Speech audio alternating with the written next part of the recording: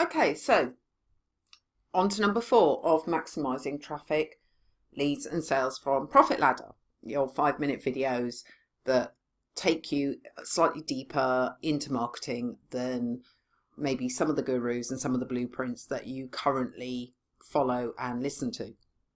So we talked last time about buying cycles and stages that people are in when they buy. So we didn't use attention, interest, desire, action. We actually went slightly deeper on a buying cycle and where people are and what sort of content you need in those different stages. So this time we're actually going to talk a little bit more about problem solving, because ultimately that's what you're being paid for, is to solve a problem.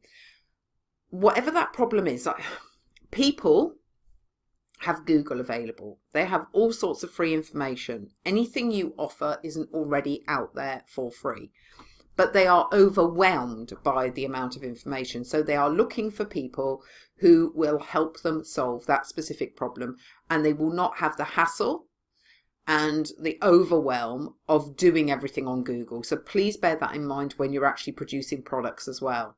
You know, don't say, well, people can Google recipes. The whole point is they're actually paying you to solve this problem. So they expect you to go that one stage further to help them solve the problem. Particularly, depends on the price you charge, but particularly at high level prices. Slightly off the point. But what you need to do, and what a lot of you don't do, is you try to define too many problems and then say, I can solve them all. Now, that's second stage. That's second stage. Ultimately, people only really think in terms of a problem, a solution. The big example from the 1950s is Signal toothpaste.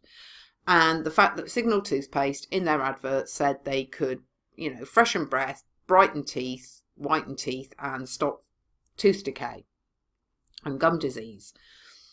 And the problem was that no one actually believed this one product could do 3 things. They stuck with their old toothpaste that just said, hey, we stop tooth decay. Now, the research might be, well, do they even care about fresh breath and whiter teeth? Well, yes, people do. But it was the product itself that needed adjusting when you looked at the research. So that's how Signal ended up with stripes. Yeah, that's how it ended up with blue, white and red stripes, so that the public could understand that red did one thing, white did another, blue did another. So people don't want to be overwhelmed by a number of problems that have a number of solutions and they're all available in one product. That is overwhelm again, and then you're no better than Google in some ways. So what you need to do is define the number one problem that your avatar and your niche have. The number one problem, the thing that they are trying to overcome to achieve their goal. Keep focused on that, please.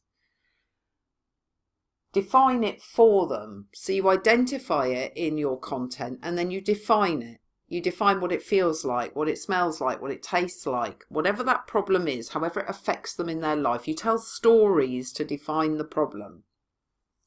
Explore the different options available to them for solving that problem. They'll do it. They will make decisions based on time and money every single time and whether they trust you.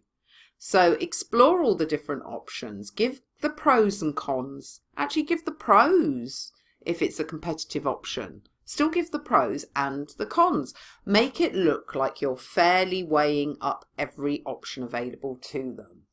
And then tell them in your content, whether that's by email, whether it's by blogs, whether it's in videos, what actions they can take with you.